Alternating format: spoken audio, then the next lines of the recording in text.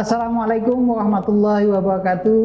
Waalaikumsalam warahmatullahi wabarakatuh. UNH yang kita banggakan, alhamdulillah ya, para sobat UNH dimanapun kita berada, hari ini kita telah kedatangan ya tamu-tamu istimewa khususnya untuk keluarga besar Universitas Nurdin Hamzah. Ini kita sudah hadir alumni ya, baik dari alumni Sistem Informasi kemudian dari alumni Teknik Informatika. Sobat UNH dimanapun Anda berada, dengan podcast ini kami berharap dari tim podcast UNH Menyapa kita dapat sama-sama menimba pengetahuan, wawasan, inspirasi dari para alumni UNH. Baik sahabat UNH, podcast UNH Menyapa, ini saya sapa dulu Bang Pitra. Sehat Bang? Sehat. Bang Pitra, ini Bang Pitra, beliau adalah alumni Sistem Informasi ya. Kemudian Bang Dapin ya, ini Bang Dapin juga alumni dari Teknik Informatika ya, Pilkom Universitas Nurdin Hamzah. Nah, kedua narasumber kita pada hari ini ya, ini ada dua latar belakang yang berbeda. Satu sisi Bang Pitra ini berlatar belakang di samping juga pengusaha, juga inten sebagai tenaga pengajar atau dosen di UIN STS Jambi ya. Kemudian untuk Dapin ya, alumni Teknik Informatika, dia juga adalah seorang motivator di samping juga wirausahawan ya, pengusaha di bidang promosional kemasan makanan dan minuman Indonesia. Nanti lebih jauh, lebih detail kita akan tanyakan satu persatu. Saya minta kepada Pitra, coba mungkin backgroundnya sekarang bisa disampaikan ke sahabat UNH sekarang sebagai apa. Tadi saya sampaikan mungkin tidak detail, mungkin bisa dikenalkan ya. Sekarang seperti apa sih Pitra itu dari dari pencapaian kuliah sekarang setelah menjadi seperti apa? Silakan tolong diperkenalkan Pitra. Ini Assalamualaikum warahmatullahi wabarakatuh, sahabat UNH Menyapa ya. Siap. Alhamdulillah hari ini diundang di podcast. Terima kasih banyak kepada tim dan Pak Hambali khususnya dan Universitas Nurdin Hamzah. Senang sekali rasanya, sudah lama ya tidak ke kampus ini yang luar biasa. Untuk backgroundnya mungkin secara singkat saja Pak ya. Iya, coba. Panjang ya Bin ya.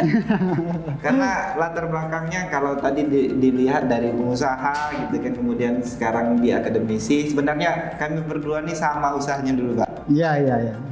Usahanya sama, bidangnya sama, tetapi saat ini ketemu lagi sama Dapin berbeda gitu ya. Awalnya dulu sama-sama komputer gitu. Pengusaha komputer ya, pengusaha komputer. Yang perlu saya sampaikan sebagai mungkin kita sebagai yang sudah menjalani tentang proses kehidupan khususnya di dalam perkuliahan, itu semuanya diawali tidak menunggu setelah wisuda. Kita punya motivasi juga dari dosen-dosennya yang waktu itu dosen-dosennya itu sangat-sangat terbuka untuk bersama-sama gitu mendorong mahasiswanya. Saya ingat betul itu namanya Pak Yandri waktu Pak Yandri. Itu salah satu dosen juga yang saya teringat betul. Dia menyampaikan ya semester, kalau tidak salah semester 3 semester 4 itu kita harus memiliki usaha. Begitu Pak. Jadi saya memulai latar belakangnya itu usaha. Tapi sebelumnya juga banyaklah Pak kerja-kerja yang ya jadi buruh, jadi apa kan sudah pernah mencoba. Dan alhamdulillah saat ini sahabat UNH semua, saya ditakdirkan tadinya ingin menjadi pengusaha seperti Bang Davin gitu ya. Ditakdirkan menjadi seorang akademisi sebagai dosen tetap di Universitas Nurdin Hamzah.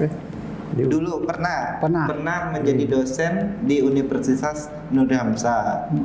Tetapi setelah itu hanya berjalan 1 semester. Saat ini saya di UIN, Mbak, UIN Sultan Taha Sapedin Jambi. Itu mungkin Pak sebagai pengantar ya. Tapi pengantarnya. sejauh yang Bapak dalami dulu waktu kita masih berinteraksi sebagai di kampus ya, karena saya dengan Pitra ini di samping satu organisasi Pokalam Al-Kafi dengan Dapin juga di unit kegiatan mahasiswa Pokalam Al-Kafi, kami sering berinteraksi dan saya secara pribadi sering memantau lah ya kegiatan-kegiatan anak-anak ya di organisasi ini. Beliau juga sebenarnya pernah jadi pengusaha staf ahli merapikan rambut ya. Jadi pengusaha potong rambut ya, potong rambut. Di samping yang tadi sampaikan pengusaha komputer. Artinya beberapa waktu itu kalau nggak salah banyak juga dosen atau mahasiswa yang kalau ada komputernya rusak atau ada trouble itu menghubungi Pitra ya untuk perbaikan. Di samping juga di kampus organisasi juga dia asisten lab dulu ya, bahkan penggerak di laboratorium komputer dulu namanya masih STEMIC Nurdin Hamzah. Oke, baik, itu tadi dari Pitra. Nah sekarang Dapin ya mungkin bisa disampaikan ke sobat UNH. Ini posisinya sekarang sebagai apa ini ya kan, orang bertanya-tanya nih adik-adiknya yang baru masuk atau yang kuliah mau lulus ini, Bang Dapin ini apa ya gitu. Siap. Monggo silakan. Langsung Pak ya. Langsung aja. Jadi Dapin ini dulu memang dari sebelum masuk kuliah memang kepengen kan Pak jadi usaha lah kan cita-citanya. Jadi ini singkatnya aja memang pada saat sebelum kuliah pun sempat berhenti 1 tahun ngerintis ya kan, jadi servis keliling. Jadi di Jambi lah, di kota Jambi. Jadi ketika sudah masuk alhamdulillah di semester awal pun sudah berdiri toko komputer. Toko komputer dan itu memang lumayan pencapaian yang menurut saya pribadi itu di umur baru itu udah sangat besar. Nah, setelah itu ini singkat, jadi pas di toko komputer itu kita juga sempat ini jualan es doger.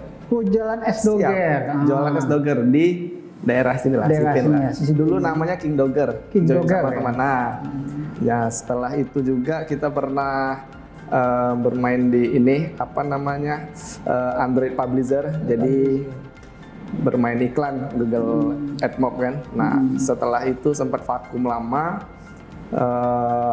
Dan sampai sekarang lah kami di bidang percetakan, yaitu kemasan makanan minuman yang kami beri nama Dodaf Kreasi Indonesia legalnya. Kalau untuk brandingnya Dodaf Promosindo itu Pak. Jadi pure memang wirausaha lah gitu. Gitu.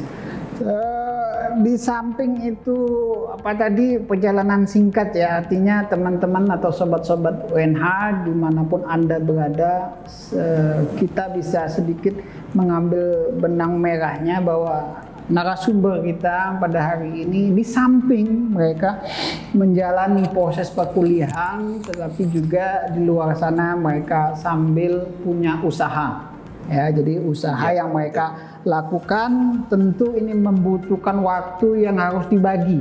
Satu sisi harus kerja. Betul ya. Nah, jadi memang pandai-pandai untuk mengatur waktu, pandai-pandai untuk mengatur situasi, bagaimana proses kuliah, bagaimana usaha. Dan Dapin sendiri ini ambil kuliah malam, ya? Malam Pak. Jadi sore itu kalau saya ingat sama Ibu Lucy kan? Iya, Ibu Lucy. Saya jujur kalau sama... Siapa dulu Ibu Lucy? Halo Bu Lucy, Bu. Nih, siswanya dulu Bu. Jadi saya pernah disuruh nggak masuk sama Bu Lucy karena memang benar-benar ketat kan. Begitu jam 16 berapa ya? 16.40 atau 16.45 kan? Jadi di jalan tuh udah ngebut-ngebut, pas sudah sampai keluar. Jadi kami duduk Pak di depan, tapi kayak bangganya itu artinya tetap bisa ngejar kuliah walaupun telat gitu. Nah, jadi dan sampai kami lulus pun alhamdulillah Ibu Lus itu menjadi salah satu dosen yang benar-benar nge-support gitu. Nah, karena dosen pembimbing pertama kan dari awal sampai praktek itu, dan alhamdulillah Dari situ itulah kami tetap semangat ya. Sampai selesai. Sampai selesai. Ya, jadi di UNH ini ada dosen akademik namanya sobat ya. Dosen akademik ini lah yang memberikan apa namanya sebagai tempat konsultasi lah ya sejak semester 1 sampai semester 8. Jadi mahasiswa silakan jika ada bermasalah, ada sesuatu yang harus diceritakan atau konsultasi itu ke dosen pembimbing akademik. Fitra juga saya tengok, wah masalah waktu ini kan nggak sesimpel itu. Satu asisten kadang sibuk di organisasi, belum ngurusin potong rambut di usaha potong rambut atau komputer gitu. Gimana waktunya Bang Fitra? Jadi kita dilahirkan sebagai, mungkin kata orang tua, sebagai pejuang ya, karena mengingat latar belakang dari perekonomian yang ya mau dikatakan sederhana, bahkan kurang mampu lah. Prihatin ya. Prihatin lah dari itu. Jadi ada mau merubah situasi ini Pak, karena ada yang mengatakan Allah tidak akan mengubah nasib suatu kaum jika kaum tersebut tidak merubahnya. Nah dari ayat itulah kita mempunyai prinsip hidup gitu ya. Kita harus memulai dan mengakhiri dalam kondisi yang berbeda. Harapannya lebih baik lah Pak. Jadi proses itu yang saya ceritakan tadi itu akhirnya saja. Sebenarnya perjalanan itu panjang. Sama seperti Davin mungkin saya juga kuliah sambil kerja. Bukan kuliah sambil kerja, dari sekolah pun sambil kerja. Mungkin saya sudah, karena saya dosen ya, sebelum menulis ada beberapa buku. Salah satu bukunya itu buku inspiratif, dan ini cocok sekali mungkin nanti untuk adik-adik. Di situ saya ceritakan. Bukunya adalah mahasiswa kaya karya. Nah di dalam buku itu semuanya saya ceritakan, karena saya sekarang sebagai dosen Pak. Itu menceritakan bagaimana perjuangan semangat juang mahasiswa dari awal dia masuk kuliah sampai dia wisuda, bahkan setelah wisuda ngapain pun dia ada di buku itu ya, ada di buku itu ya. Begitu kira-kira ya, namanya kita kan kehidupan seperti itu Pak. Ada perubahan ya, kita ditakdirkan di keluarga si A, si B. Itu kan bukan masalah. Bukan kendala ya. Jadi kata Bill Gates ada pepatah, jika Anda terlahir miskin, itu bukan salah Anda. Bukan salah Anda. Jika Anda mati miskin, itu baru salah Anda. Artinya, jika orang tua kita kaya, itu kita harus syukurin, ya kan? Tetapi kekayaan itu ingatlah, itu Pak tidak abadi. Seakan-akan bisa saja nanti diambil gitu kan. Tetapi syukurnya adalah memanfaatkan kekayaan itu untuk aktivitas yang lebih baik. Mungkin kalau jadi mahasiswa ikut workshop, kursus dan sebagainya untuk mengembangkan keilmuan. Sebaliknya, jika orang tua kita miskin, jangan merasa rendah diri Pak. Ya, rendah diri. Kita harus syukuri juga. Kita terima, tetapi kita punya tekad bagaimana kita sebagai anak gitu kan, ingin merubah nasib tersebut yang saya katakan tadi gitu kan. Jadi jangan kita salahkan, kira-kira nanti orang tua kita dalam keadaan situasinya yang katakanlah ekonominya begitu, tetapi itu kita harus banggakan. Nah coba diceritakan Davin, mula awal ya PT ini terbentuk, kemudian prosesnya seperti apa hingga sampai saat ini, capaian-capaiannya itu seperti apa di usahanya Davin ini.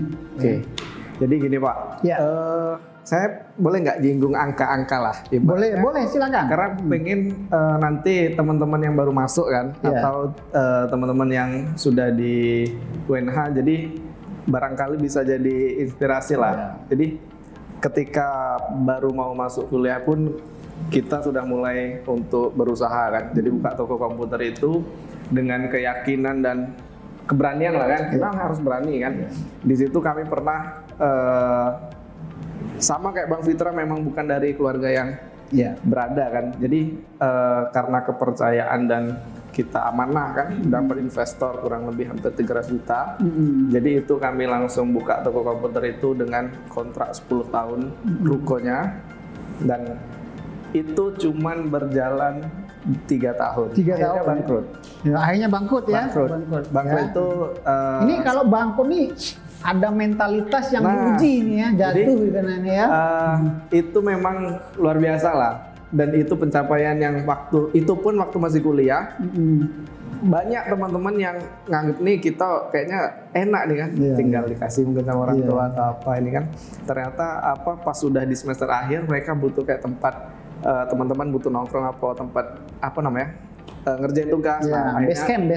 Akhirnya kundanglah ke ruko itu, dan akhirnya kawan-kawan tahu. Nah di situ, jadi singkat cerita itu roboh karena memang kita kalau mau usaha tuh join sama orang hitam di atas putih tuh kalau bisa langsung notaris kan. Nah itu salah satu problemnya yang saya hadapi kemarin itu. Nah setelah itu tutup, nah disitulah bentuk kita keinginan jadi wirausaha tuh memang harus punya skill kan. Jadi saya belajar digital marketing, Pak. Basicnya di situ. Digital marketing itu ada Instagram Ads, Facebook Ads, gitu kan. Nah, di situ setelah itu kita bisa ngumpulin tuh cuan lah bahasanya. Cuan dari situ kan. Jualan produk 200, modalnya 100, dapat 100.000. Nah, kan lumayan waktu itu kan. Nah, dari situ akhirnya kita punya modal untuk bermain di Android Publisher. Itu membuat aplikasi Android di app ke Google Play dan diiklankan. Nah kita dapat duit dari Google lah bahasanya. Itu berlangsung berapa lama itu kalau untuk yang kan beralih nih dari tadi usaha komputer kan sudah bangkrut ya kan, sakitnya itu dalam sekali Bin ya kan, walaupun investasi tapi saya rasa itu penghayatannya bisa jadi pengalaman ya. Jadi kalau bahasa teman saya dulu itu selama kalau kita dapat 1 miliar kemudian bangkrut, berarti kita bisa dapat lebih dari atas itu gitu ya. Pantulannya lebih tinggi lagi. Nah kemudian yang untuk Android ini tadi berapa lama? Ternyata yang kita di iklan FB ini agak seru nih. Jadi di situ tuh per bulan kita tengok omsetnya bisa sampai 20 juta jualan itu kan. Sedangkan bahan itu cuma 1.000, kita jual 2.000, dapatnya 100.000 keuntungan. Nah setelah itu kita bermainnya di Facebook Ads. Facebook update algoritma. Kita nggak ngikutin. Akhirnya roboh lagi. Tapi hasil dari situ sudah saya investasikan beli komputer yang speknya lumayan tinggi lah. Di situ kita bisa main Android itu tadi kan. Nah dari situ belajar lagi, belajar sama orang di Jawa kan. Nah akhirnya di situ pun kami bisa menghasilin Pak. Jadi di Android itu lumayan. Kalau mau di angkanya tuh pada saat semester 56 semester 56 ya. 56 itu bisa dapat 10 sampai 15 juta. Tuh, sahabat ONA, semester 56 sudah dapat angka nih. Ini angka nih. Kalau kita angkaan kita akan ada real bisa ternyata ada buktinya. Bisa dapat berapa tadi? 10 sampai 15. 10 sampai 15 juta dan masih berstatus mahasiswa. Oke, lanjutkan. Nah, itu maksudnya teman-teman bukan kita menunjukkan angka tuh, saya kepengen bahwa teman-teman tuh mindsetnya harus positif nih. Wah ternyata Davin kayak gitu, pernah ngalamin gitu, kita juga harus bisa. Mungkin sekarang lebih mudah caranya kan. Nah jadi kepengen kayak gitu. Setelah di Android itu kita nggak ngikutin lagi Pak. Jadi artinya, ada karena memang teknologi ini berkembang cepat ya. Kita lalai sedikit lewat kita. Itu yang di Android itu cuma setahun, yang FBS setahun, di toko komputer 3 tahun. Di toko komputer tuh sempat nyelipin itu tadi, jualan S-Dogger itu. S-Dogger tadi. Oh iya, terselip lah S-Dogger tadi. Di S-Dogger tuh omsetnya S-Dogger itu macam mana? Aduh Pak, sehari itu kita bisa dapat 200. Wah lumayan lah sehari. Cuma sebulan tuh 3 kali ganti karyawan Pak. Jadi emang kadang agak susah kan nyari kawan-kawan yang bisa jualan gitu kan. Akhirnya udahlah tutup, kita fokus itu. Nah ini loncat lagi ke Android tadi kan.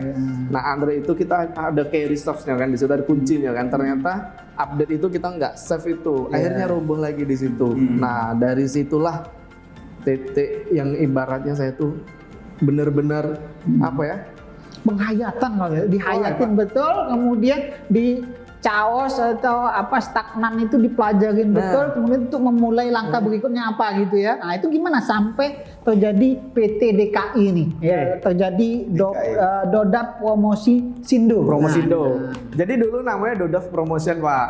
Pernah dengar himbauan dari pemerintah tuh kalau bisa brand tuh dibuat bahasa Indonesia lah. Oh ada ya. Indonya ya. Jadi setelah brand itu kita vakum itu Pak, mungkin saya sempat motor saya itu berhenti di pom bensin Palimo itu berhenti karena minyaknya nggak ada, habis. Nah kita nggak ada uang, mau makan pun susahnya itu di zaman itu. Cuman kawan-kawan memang nggak ada tahu kan. Nah setelah itu ini apa namanya? Karena mindsetnya tuh selalu harus jadi pengusaha, Jadi emang benar-benar semangat. Mungkin kalau saat itu aku menyerah dan nggak jalan lagi, nah sekarang belum tentu bisa duduk Ini ya, sama duduk abang-abang ini lah.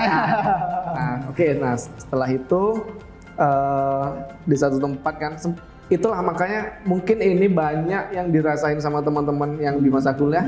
Kalau habis kuliah terus balik terus malam main game terus nonton mungkin Instagramannya, pasti mereka bingung mau ngapa sih sebenarnya gitu kan. Jadi kan apa masa ya besok kayak gini-gini terus. Nah itu sama ngalamin betul. Mengalami juga ya, betul. mengalami. Artinya ada gejolak di dalam batin kita. Loh kalau kayak gini terus ini kayaknya kapan berubahnya ya kan? Ya betul. Terus jati diri lah kan, carinya harus betul. kayak mana kan. Akhirnya ya saya searching lah apa di YouTube penonton, cari selalu terus saya cari inspirasi kan. Jadi akhirnya memang saya tergabung di komunitas wirausaha TDA Tangan di Atas kan. Jadi di situ tuh ada salah satu pabrikasi kemasan minuman di apa namanya di Lampung. Di situ saya cari kontaknya dan segala macamnya. Akhirnya memang disuruh serius saya belajar ke sana. Nah setelah itu saya di Jambi kan, dan itu pun modal dari hasil nyerpis Bang. Jadi saya keliling lagi Bang di TH itu. Oh servis komputer tadi Tetap saya digelutin dulu pegang Pak, ya, karena pegang, itu ya. basicnya ya kan. Seminggu tuh bisa nyari sejuta. Printer ya kan, ya. Nah, jadi dari dapat uang servis tuh sudah dapat nih, aku pakailah modal untuk ini kan. Nah, beliin komputer, beliin printer, nyerpis lagi. Karena alhamdulillah kami servis itu ke kantor-kantor. Jadi kalau ke kantor tuh lumayan dapatnya. Sekali pulang tuh bisa dapat 500. Nah, setelah itu pakai modal itu akhirnya berjalanlah apa namanya basicnya awalnya Sablon Cup Jambi kan. Jadi Sablon Cup Jambi. Sablon Cup Jambi. Jadi kalau teman-teman minum Thai tea, terus makanan yang take away kayak gitu-gitu, nah kita support produksi yang kayak gitu-gitu gitu. Jadi kemasan makanan minuman. Kalau dulu kami supportnya adalah promosional produk untuk kantor-kantor. So, kayak di PLN, PGN mereka mau buat acara ada souvenir, kami support kayak gitu. Nah karena pandemi kemarin, nah ini hasil pandemi juga sih sebenarnya. Oh hikmah di balik pandemi tadi ya.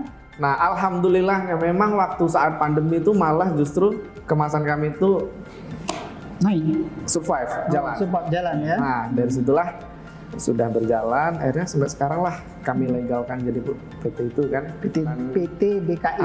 Di situ tuh juga selain ini kami nggarap ini interior. Nah karena nggak kepengen nggak mau ketinggalan digital ya. Nah karena aku bilang lah sama kawan-kawan itu kan kita memang bisnis percetakan realnya, tapi saya kepengen bisnis ini bisnis digital. Nah nanti kedepannya kita bisa buat kayak rumah produksi rumah production house ya, kayak misalnya video studio kayak gitu.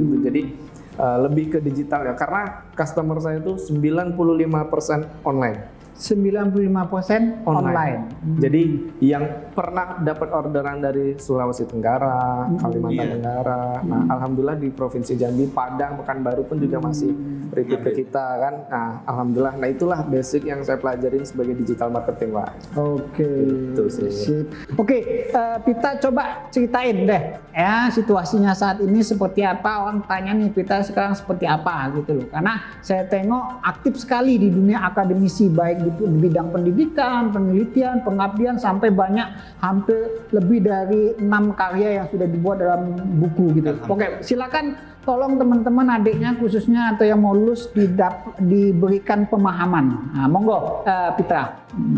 Baik, sahabat UNH menyapa, karena Bapak ini minta menyampaikan kembali secara detail gitu kan. Saat ini alhamdulillah Allah takdirkan menjadi seorang dosen sama sepertinya dengan Pak Hambali di bidang ilmu komputer. Alhamdulillah, kalau kita lihat jauh ke belakang, yang Pak Hambali tanyakan itu apakah ada cita-citanya atau menjadi seorang dosen. Nah begitulah, mungkin waktu masih kecil itu kita kan nggak tahu cita-cita itu kan, kalau ditanya ibu bapak mau jadi apa gitu kan, pasti jawabnya jadi ini jadi itu gitu ya. Sebenarnya cita-cita itu seiring berjalan kan itu berubah-ubah, ya kan. Nah, tadinya ingin jadi, awalnya hanya ingin menjadi seorang pegawai biasa lah, Biasa, kantoran gitu ya. enggak, hanya waktu itu karena kita datangnya dari kampung gitu kan, kita ya nggak tahu kerja kantor itu apa, yang terlihat sajalah jadi apa namanya Pak, pegawai mall lah gitu. Pegawai mall ya. Karena kita lihat ya Itu yang kita lihat ya. kita lihat bersih apa gimana gitu kan, dan mulia juga rasanya kan. Seiring berjalan waktu kita berjuang gitu kan, kita berusaha. Awalnya saya tidak langsung jualan Vin, karena tadi mungkin tidak ada jalannya kan. Kerja paruh waktu Pak, dari mulai Kerja paruh waktu sambilan ya. Datang dari desa gitu kan. Banyuasin Pak, Banyuasin. Enggak, Dari di mana? daerah Musirawas. Musirawas ya, Musirawas ya, Linggau. Dekat lah. Iya, dekat. Jadi kita kerja paruh waktu dengan orang lain, pulang sekolah. Mungkin untuk adik-adik perlu bersyukur ya kalau seandainya pulang sekolah itu bisa istirahat gitu kan. Ketika itu tidak, jadi harus bekerja paruh waktu. Banyaklah Pak kerjanya Pak. Jadi ini jadi itu, salah satunya pernah jadi tukang cuci motor. Cuci motor ya. Dimulai dari harga 5.000, gajinya juga 2.000. 2.000 ya, dari 5.000 itu ambil 2.000 ya. Berlalu-lalu begitu seperti itu. Sampai jadi juga tukang potong rambut gitu ya. Nah, untuk dosen ini Pak, nah kebetulan kita langsung saja singkat di labo kita kuliah gitu kan. Kemudian kebetulan kita ditakdirkan menjadi asisten labo ya, kemudian sering menggantikan dosen gitu kan. Setelah tamat kuliah tetap ini Pak, tetap berusaha, tidak langsung ingin menjadi seorang dosen. Sama seperti yang diceritakan sebelumnya, usaha toko komputer dan lain-lain lah. Gitu. Kalau nggak salah lokasinya nggak jauh dari kampus dulu ya. Jadi untuk adik-adik semua sama, kita kerja itu tidak harus nunggu selesai wisuda. Apalagi saat ini zaman era digital ya, itu dimanapun saja kita bisa kerja. Apalagi generasi sekarang kan, generasi saya, generasi Davin, mungkin beda dengan generasi Bapak. Iya. Generasi milenial. Kalau sekarang adik-adik yang di depan generasi apa? Z ya? Ya, tahun 2002 ya.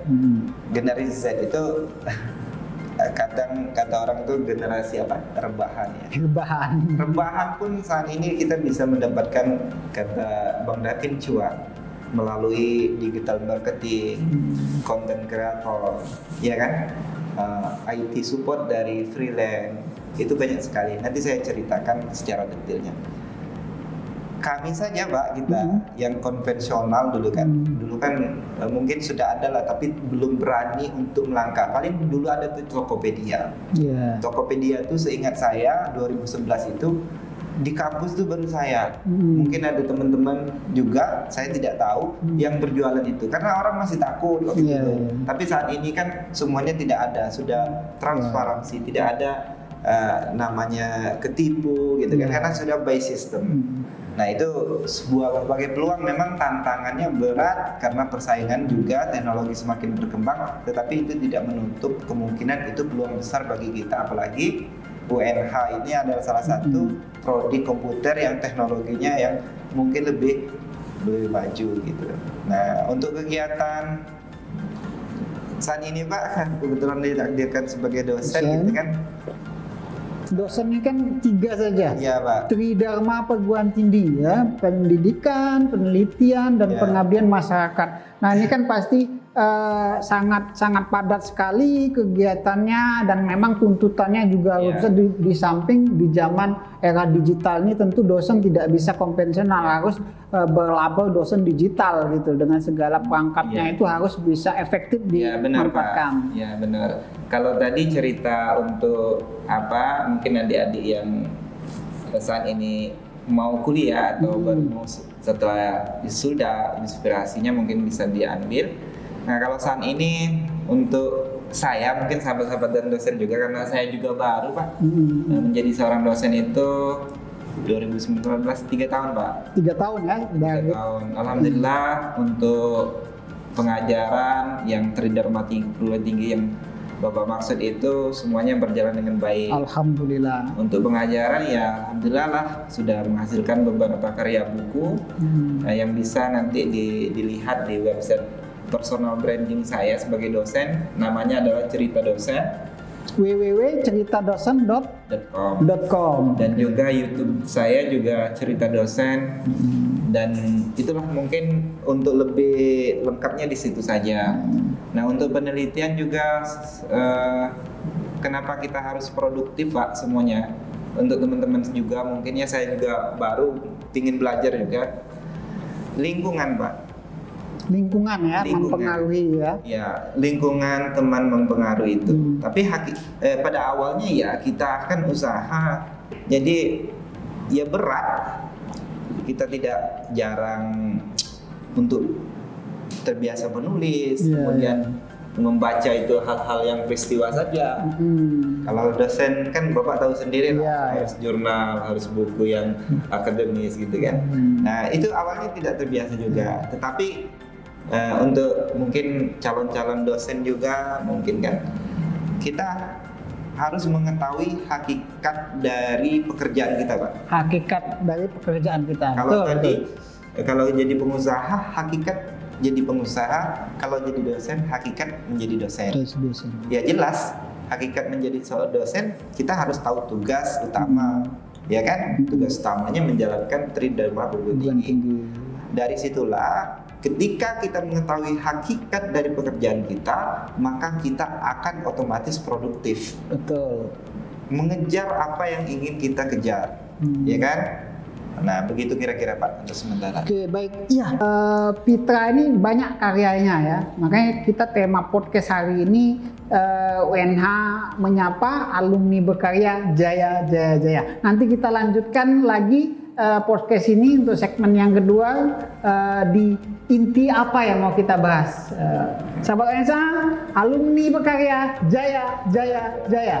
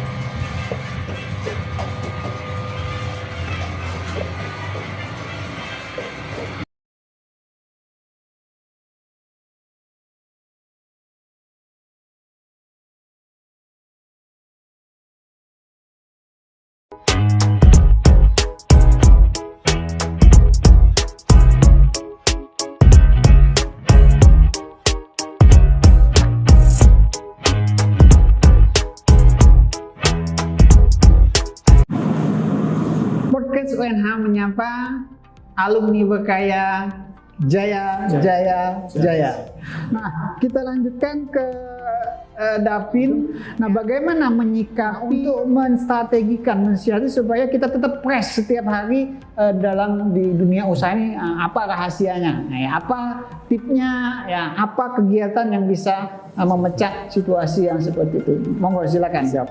Jadi kami itu karena ini agak beda ya Pak, makanya tadi tak bilang kan wirausaha pure itu artinya dari yang digital marketing dulu waktu di awal tuh kita aktif terus main program kan malam gitu kan, jadi dari malam sampai pagi, malam pagi, pokoknya mahasiswa IT ini jarang yang nggak begadang kan, jadi orang kalong ya kan, sampai malam pagi. Nah begitu yang real ini ngerubah ini jadi pagi sampai malam pola hidupnya kan, jadi apa benar-benar real bekerja kan.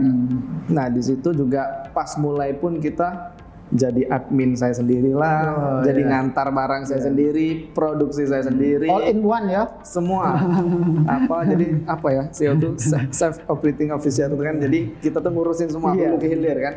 Nah seiringnya berjalan waktu, dulu waktu di tukang komputer juga sudah ada anggota tim 3-4 orang. Nah begitu yang di sini alhamdulillah kita sudah ada beberapa keluarga lah, artinya bukan keluarga dekat, jadi emang tim yang kita rekrut kita jadikan sebagai keluarga itu kan, nggak nganggap sebagai apa ya karyawan lah atau apa kan. Nah jadi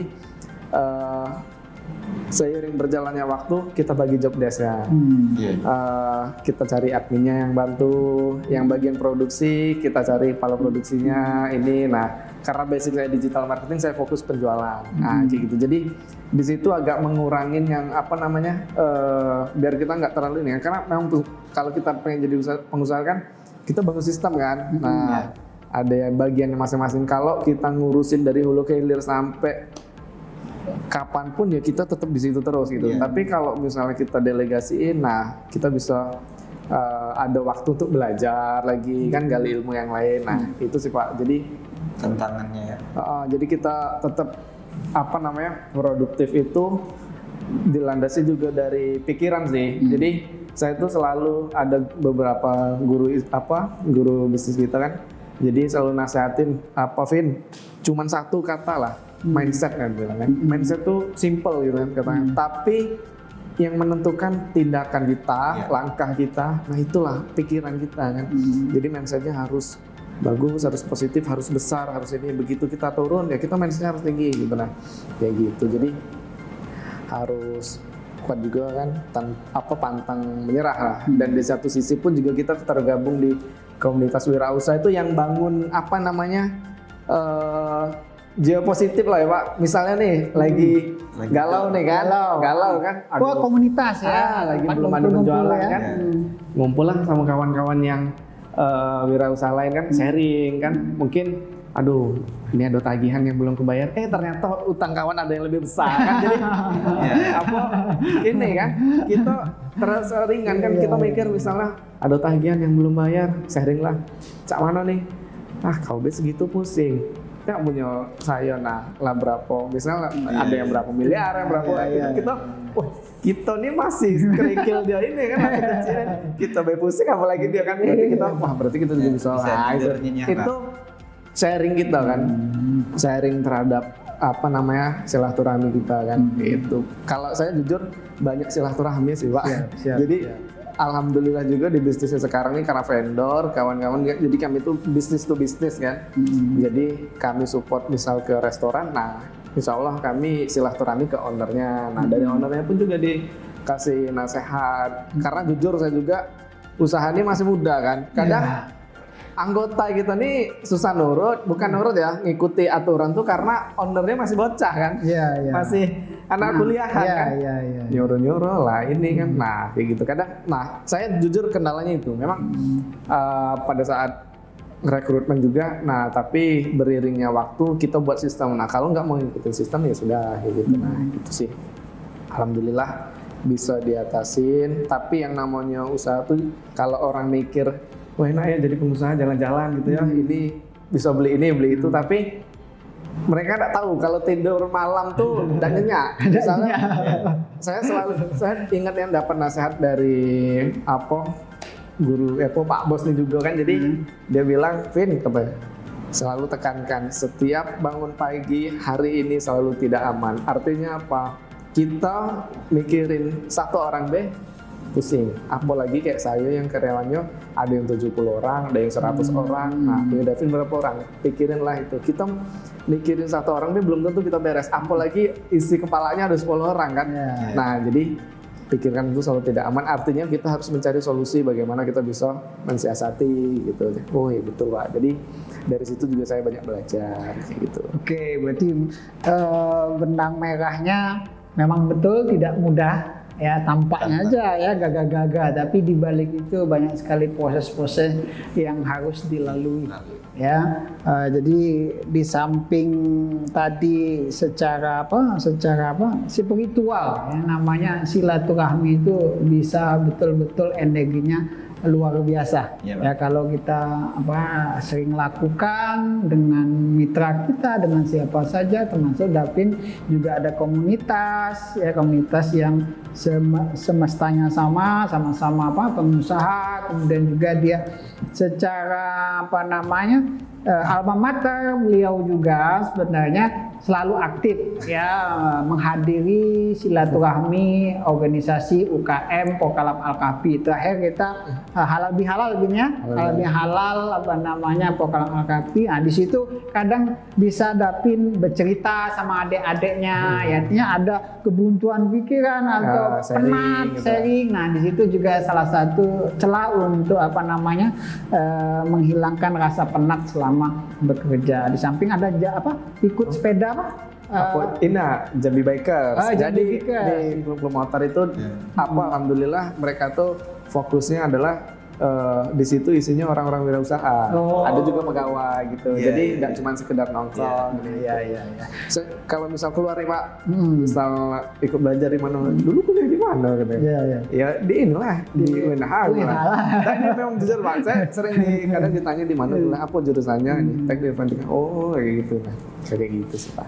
Oke, sip ya. Jadi memang itu sedikit ya. Jadi nanti lebih lanjut detailnya seperti apa ya, silaturahmi saja dengan yang adik-adiknya mahasiswa dengan Bang Davin. Ya, kemudian untuk Pitra ya, untuk dosen ini kan yang dihadapi mahasiswa, kepalanya banyak, ya kan? Ini bukan kita seperti jual HP ya kan, barang mati. Ini yang kita lakukan adalah pendidikan yang mengarahkan, membimbing mahasiswa. Karakter mahasiswa itu beda-beda, apalagi zaman keterbukaan seperti ini, tentu pikiran penat, ya kan? Nah, menyiasati, menstrategi supaya kita tetap produktif sebagai dosen dan mahasiswa yang kita didik itu memang tidak terlalu jauh melenceng. Kalau melenceng bisa kita luruskan, kalau dia bengkok bisa kita luruskan. Ini strategi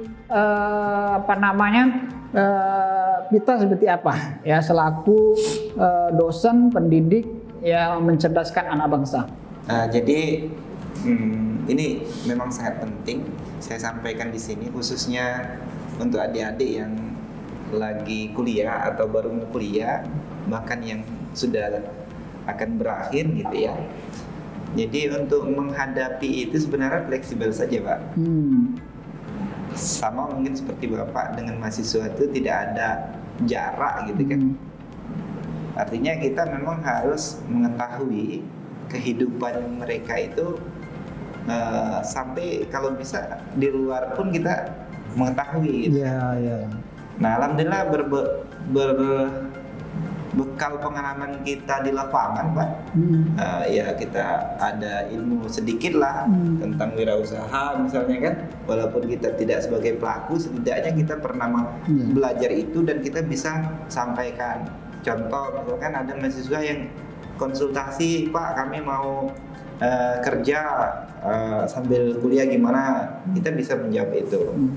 Memang sih Pak, untuk awal-awal karena mahasiswa itu, khususnya kakak saya sendiri itu dosennya sedikit dan mahasiswanya banyak, itu agak kewalahan untuk menjawab di tantangan itu. Kita punya tanggung jawab moral lah Pak, walaupun dosen ini kan tidak 100% untuk memantau itu tanggung jawab, tetapi secara moral karena kita tahu hakikat dosen itu, tapi ada rasa tanggung jawab lah. Nanti mereka jadi apa setelah wisudanya, nanti bagaimana.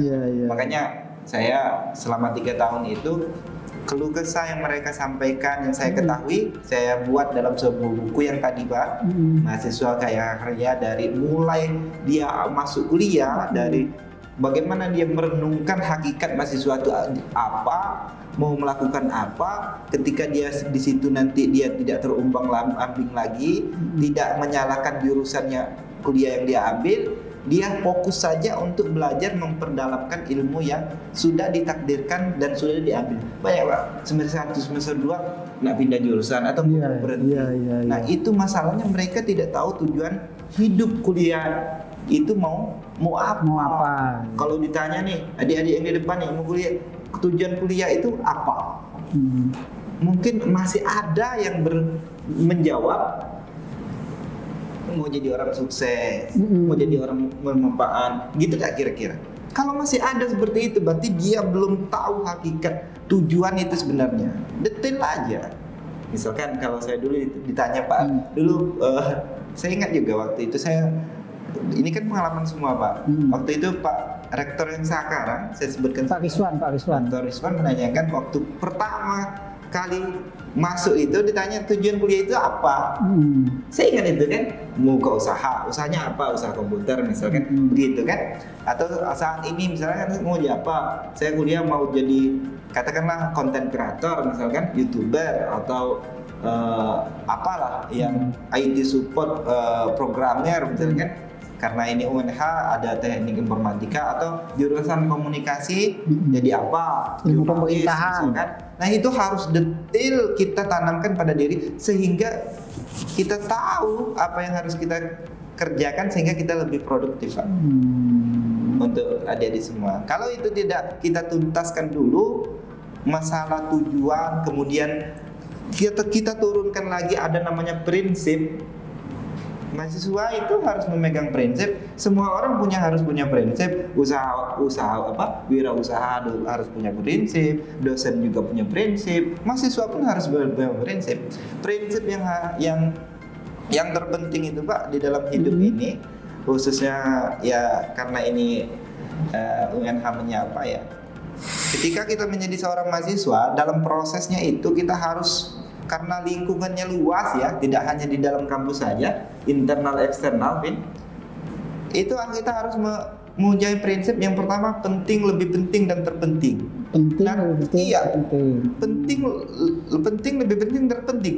Nah, kalau yang tidak penting buang kan. Yang penting aja kita harus memikirkan 3 ini. Kalau lebih penting, terpenting kita harus pilih itu. Misalkan, karena Bapak tadi menyinggungkan, betul Pak. Gimana cara membagi waktu ketika kita sibuk gitu ya?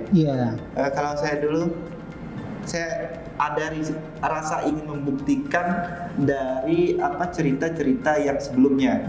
Kalau misalkan gini Pak, contoh, kalau dia kutu buku, kuliah pulang, IPK-nya bisa 4 atau 3,9 sekian. Tetapi kalau dia hanya organisasi saja, dia bisa berkomunikasi, bisa apa kan gitu. Sebaliknya, untuk nilai, untuk akademiknya merocok, gitu kan? Kurang. Atau nanti dia sibuk organisasi, usaha, dia hanya salah satu. Nah itu saya bantahkan di sini, bahwasanya itu hanya persepsi saja. Persepsi saja kita mungkin sebagai mahasiswa ya, untuk mencari-cari alasan itu. Saya dulu Pak, kalau boleh santai cerita ini kan, kerja, organisasi, asisten labor gitu ya, buka usaha, 4 itu kan, belum lagi yang lain-lain yang tidak bisa kita ceritakan. Tetapi bedanya adalah mungkin kita kurang tidur.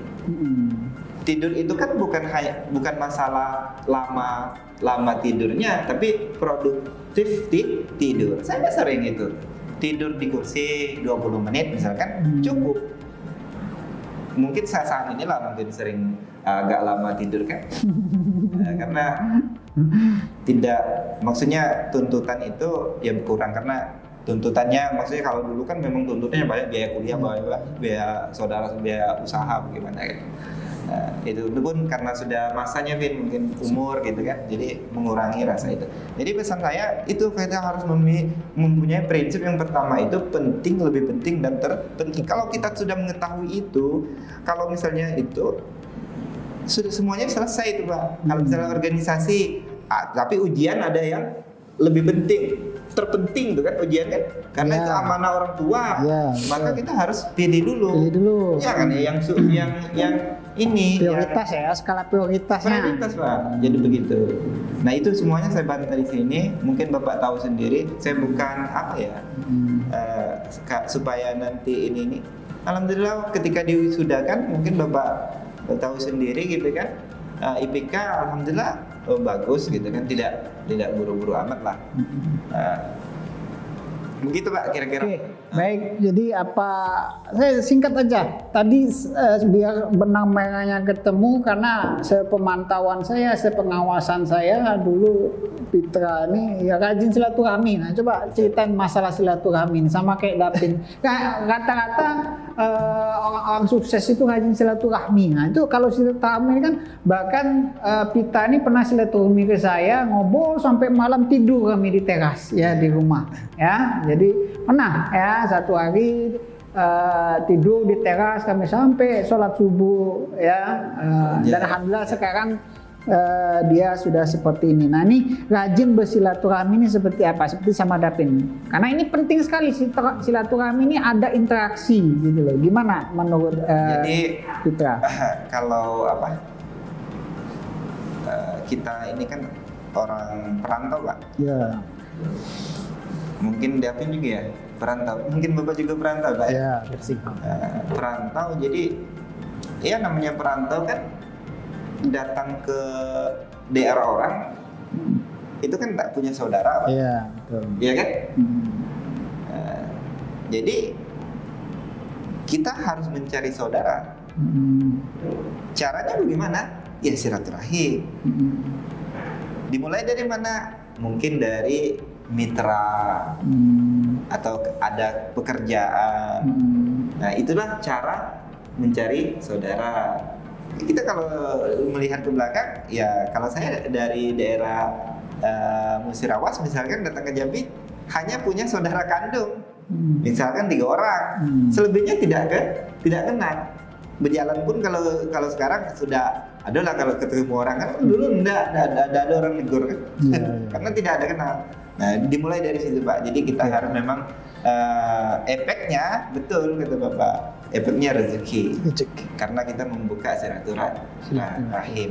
Ya. Oke, baik. Berarti dari sekian podcast yang saya jalanin, kata kunci silaturahmi itu tidak pernah luput, selalu terucap di dalam setiap bibirnya narasumber. Ya, oke baik, sahabat podcast UNH Menyapa. Sebelum kami akhiri podcast ini, dari sekian informasi yang disampaikan tadi, mudah-mudahan ya bisa memberikan pencerahan, edukasi, inspirasi khususnya bagi sahabat UNH yang baru masuk di UNH, kemudian yang sebentar lagi akan diwisuda. Nah kemudian penutup dari saya, di samping saya minta statement penutupnya, saya minta dikit aja singkat cerita Bang Dapin sekarang sudah berkeluarga belum, Bang Pita sudah berkeluarga belum, bagaimana sudah situasi keluarga, karena sambil usaha sekarang apakah masih jomblo atau sudah berkeluarga, kalau sudah berkeluarga anaknya, kemudian planning ke depan untuk keluarga seperti apa, singkat aja. Langsung penutup ya, statement penutup untuk acara kita hari ini, alumni berkarya, jaya. Monggo, Abang, Dapin dulu, monggo Dapin. Kanan bareng Ini nih, Pak. ganteng lah, jomblo atau saya nggak tahu ya kan. Jadi alhamdulillah Pak, kemarin habis nikah. Habis nikah tanggal berapa, Bin? Masih ada. Ya tanggalnya masih merah-merah kuning-kuning gitu. Sebulan yang lalu Pak. Sebulan yang lalu, Alhamdulillah, apa target nikahnya umur 25. Oh, 25. Cuman agak meleset. Meleset. Berapa tahun melesetnya? Di 26. Jadi 26. Nah, jadi 26 lah. Targetnya segitu kan. Itu sih. Alhamdulillah lah, selama di kuliah di UNH dari awal masuk sampai lulus udah ada pacaran gitu. Dan ada pacaran ya. Langsung nikah, pacaran lah di situ lah ya. Dan alhamdulillah juga pas habis lulus pun juga belum ada ini kan. Dan alhamdulillah juga begitu kenal sama ini yang sudah jadi istri ini, lebaran ketemu lebaran halal. Halal ya, kan halal. Kayaknya dokter enggak apa namanya pasangan hidupnya dunia akhirat ya. Kerja di mana, Bin, kalau boleh tahu? Di Jambi, di klinik di Talang Bakung sama di ini di Jelutung. Oh, Tempat klinik dokter ya. spesialis. Mengabdi juga ke masyarakat sebagai tenaga kesehatan ya. Diracunin jadi ini Pak, jadi entrepreneur. Wah, diracunin itu. Tapi enggak apa-apa. Walaupun pernikahan itu kalau sama kayak bapak sama ibu ya kan, dosen-dosen agak kurang ini apa geget. Tapi kalau beda semesta pembicaraannya ini ada saling mengisi ya, ada saling mengisi ya kan. Kemudian Pin langsung saja Pin statement close penutupnya untuk adik-adik kita khususnya yang sebentar lagi bergabung dengan keluarga besar Universitas Nurdin Hamzah, kemudian bagi yang mau wisuda di bulan November, silakan Dapin. Jadi buat teman-teman yang baru gabung, baru masuk di ini ya, kampus kita, kampus Terinta ini. Jadi di awal dulu memang jujur saya sempat mau menyerah, konsultasi sama ibu kan. Jadi kalau saya itu paling nggak suka matematika. Jadi pelajaran kalkulus di semester 3 tuh saya ngadep sama dosennya. Saya maaf Bu, lupa. Jadi saya ngadep, Bu, apa saya berhenti kuliah Bu? Karena kalau hitung-hitungan jujur saya. Akhirnya ibu tuh cuma menekankan, Davin, kuliah ini jangan dianggap beban. Jadi yang penting rajin masuk tepat waktu. Insya Allah pasti lulus Pak. Dan jangan nakal, artinya ya jangan bolos atau apa kan. Intinya masuk aja. Nah gitu, jadi teman-teman yang baru masuk tetap semangat. Di kampus UNH ini jujur Bapak Ibu dosennya juga bukan cuma sekedar memberi materi, tapi ketika kita bingung mau apa, kita konsultasi diarahkan. Seperti ini, seperti itu, bahkan mungkin kalau ini bisa difasilitasi juga dari kampus, alhamdulillah. Dan ini masukan lah. Kalau saya nasihat karena masih mungkin seumuran kan, nggak mungkin kalau nasihatin atau apa. Masukan dari saya pribadi, yang pertama tetap pantang menyerah. Saya selalu di mana-mana kalau minta nasihat sama orang, itu yang paling pertama, pantang menyerah. Karena ketika kita banyak ilmu sekalipun, banyak backingan lah ibaratnya, banyak modal atau segala macam, tapi kalau kita ngedown cuman ya rebahan ini segala macam, yang nggak bakal jadi apa-apa gitu kan. Tapi kalau kita tetap bertarung ya kan, jalan terus maju, insya Allah lah bahasanya, kalau bahasa Inggris itu no pain no gain ya. Jadi tetap bekerja keras gitu. Dan terus selain kita pantang menyerah, mindsetnya harus selalu positif. Jadi mindsetnya harus besar gitu. Jadi jangan cuman sekedar pinter IT nanti misalnya kita ya nggak apa-apa sih, kita punya mindset itu artinya pengen punya pengembangan besar lah gitu. Nah mungkin kita bisa bermanfaat untuk orang, mengajak kawan-kawan bekerja untuk kita gitu. Itu sih dari aku pribadi. Mudah-mudahan teman-teman juga tetap semangat, dan teman-teman juga yang mau lulus. Ini biasanya banyak yang ngejudge kita nih, wah itu calon pengangguran, jangan abaikan. Dan kami minta Pitra untuk statement penutupnya untuk adik-adik baru, kemudian yang mau wisuda. Ya, termasuk kalau nggak salah coba diceritain masalah Warga. Ya keluarga ya. Baik Pak, David, alhamdulillah perjalanan berkeluarga sudah menginjak 6 tahun Pak. 6 tahun ya, alhamdulillah. Tanpa disadari sudah, kata orang itu kalau sudah lewat 5 tahun pertama sudah aman. Aman. Mudah-mudahan ya. Mudah-mudahan. Alhamdulillah anak sudah dua Pasang ya. dan juga tak terasa Bin bentar lagi sekolah. Sekolah. Nah, kuliah lagi gitu ya. Nah begitulah kehidupan untuk adik-adik semua tanpa terasa nanti mungkin. Berarti bentar lagi S3 nih ya. Amin. Begitulah kira-kira dulu juga sama lah seperti adik-adik semua, mungkin ketemu bapak ya. Kita ini datang tiba-tiba sudah berkeluarga. Nah itu semuanya nanti akan lewat lah, insya Allah akan terjadi ya. Tapi diniatkan, tapi kalau tidak diniatkan khawatir. Tadi ada bukunya ya, yang penting kita sudah buatkan bukunya mahasiswa kaya karya, itu ada secara detail jelas mulai mau masuk kuliah sampai setelah lulus. Silakan nanti dicek di www.ceritadosen.com ya. Tambahan Pak Ya. untuk menyambung mungkin ini adalah bukan pesan ya, bercerita saja dari mahasiswa yang saat ini dan yang akan lulus Pak ya. Ya. Tadi si Bang Davin kan bilang kuliah itu menjadi sebuah beban ya. Jadi itulah yang harus kita hilangkan persepsi itu, karena menjadi seorang mahasiswa itu, kita kuliah itu, tugas kuliah itu jangan jadikan sebuah beban, tetapi anggap saja itu sebuah traveling Pak. Traveling, perjalanan ya. Perjalanan. Yang harus dilalui ya. Kira-kira gimana? Ya, kalau traveling berarti harus kita nikmati proses dia Prof. Di sudut mana ada pemandangan harus kita rugi kan kalau tidak kita dimaki. Begitu juga dengan kuliah, kita disuruh temuin dosen, ngumpulin tugas atau bimbingan, itu harus kita jalani karena itu salah satu untuk melatih mental kita.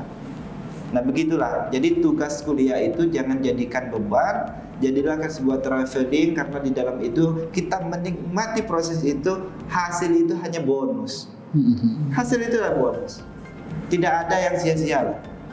Kalau kalian ingin mendapatkan nilai yang bagus, itu hanya nilai saja tetapi tidak ada prosesnya, maka ilmunya tidak ada. Artinya tidak punya pengalaman. Saya tanyakan, pengalaman itu tidak bisa dibeli atau dijual beli, tidak bisa. Ya. Tapi kalau di-sharingkan bisa. Itu penting pengalaman hidup. Jadi kayak ketemu adik-adik semua, pesan itu ya. Jadi jangan jadikan tugas kuliah itu menjadi beban. Jadikan traveling sajalah, nikmati. Ya. Oke. Satu lagi Pak. Buat yang lulus ini? Belum. Apalagi memang banyak nih, kalau kita memang dia. Jadi cara kita supaya kita lebih semangat di dalam produktivitas kegiatan kita. Saya tanya sekarang Pak, hobi itu sebenarnya ada enggak kira-kira? Hobi maksudnya gimana hobi? Hobi di dalam kehidupan kita itu, misalnya hobi kuliah, hobi makan, hobi apa, hobi membaca, hobi mengerjakan tugas, hobi main bola. Itu kira-kira hobi itu ada enggak kira-kira? Misalnya saya awalnya hobi pengusaha, tiba-tiba menjadi dosen, memaksakan diri untuk menulis sebuah buku atau memaksakan diri untuk membaca, itu kan tentu susah. Nah, ada teman tadi Bang Davin katanya tadi menjadi beban supaya menjadi hobi, supaya tidak menjadi beban, tapi kemudian menjadi hobi. Nah, hobi itu sebenarnya ada atau tidak? Di depannya ada dari mahasiswa. Kira-kira ada enggak? Ada. Kalau menurut saya, oke lah. Mungkin ada yang berpendapat ada. Kalau menurut saya tidak ada. Hobi itu tercipta karena awalnya kita memaksa. Setelah itu mulai bisa dan terbiasa dan rindu akan melakukan itu. Coba saja, misalnya kau hobi apa? Hobi main bola. Coba kau udah bisa main bola. Tentu tidak jadi hobi berarti. Poinnya adalah kita harus memaksa di awal, Pak. Maksa di awal. Contoh. Tanda kutip ya, memaksa di memaksa awal. di awal jadi pengusaha. Dipaksa oleh karena apa? Oleh kebutuhan. Hobi betul jadi pengusaha. Nggak tahu kan ada kebutuhan di situ. Jadi kalau tidak ada kebutuhan, maka mungkin tidak jadi benda itu. Iya. Ya, tanamkan pada diri kalau kita sudah memulai harus mengakhiri. Begitu kira-kira. Untuk yang akan wisuda, Nah, wisuda. Ini wisuda dulu Pita yang salah mahasiswa terbaik nggak SI ya? alhamdulillah. Nah, coba untuk pesan yang mau wisuda Jadi ini. waktu wisuda itu ya alhamdulillah ditakdirkan orang tua maju ke depan dari berapa ratus wisudawan ya. Nah, berdinanglah air mata kedua orang tua. Kita pun tadinya malu mau berdinang, tapi otomatis juga menangis waktu itu kan, karena tidak ya orang tua dari kampung dan sebagainya lah. Jadi ketahuilah bagi teman-teman semua yang akan wisuda, kehidupan itu tidak sama ketika kita masih kuliah, Pak. Tidak akan sama. Pertama mungkin dari keuangan, kita harus terbiasa akan membiasakan kalau dipaksa untuk menanggung keuangan sendiri. Karena apa? Terputus uang jajan misalnya. Kalaupun itu tetap diberikan, ya kita sebagai orang dewasa kan tentu malu. Ya, citra diri, martabat diri kita jadi gimana gitu ya? Artinya kita harus belajar mengelola keuangan sendiri dari sekarang lah. Artinya kita harus punya sambilan. Saya katakan ya seharusnya tidak ada yang terlambat sih, Pak. Oke, betul. Tidak ada yang kan, terlambat. Setelah wisuda kita bisa menghadapi itu semua. Memang saat tantangannya itu sangat berat saat ini, tetapi yakinkanlah bahwasannya ketika kita memang punya kemampuan dan mau belajar, tentu tantangan itu bisa kita hadapi. Oke, anggap aja traveling juga ya, Anggap aja dinikmati. traveling. Oke, baik, itu pesan dari kedua alumni kita UNH tercinta dari Dapin sama Pita. Mudah-mudahan di segmen podcast UNH Menyapa kali ini dapat menjadi pemahaman khususnya bagi mahasiswa baru, juga bagi yang mau di wisuda nanti ya, sehingga bisa punya bekal lah ya, sedikit bekal ya untuk bisa mengarahkan diri, membimbing dirinya ya, ada masukan baik itu pengalaman ya atau motivasi dari yang pernah menjalani.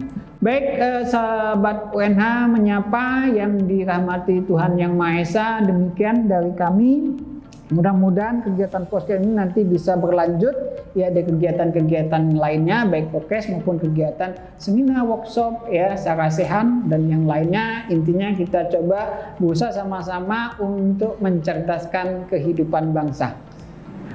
Oke, kami akhiri. Terima kasih. Billahi taufiq wal hidayah. Wassalamualaikum warahmatullahi wabarakatuh. Alumni berkarya, jaya, jaya, jaya.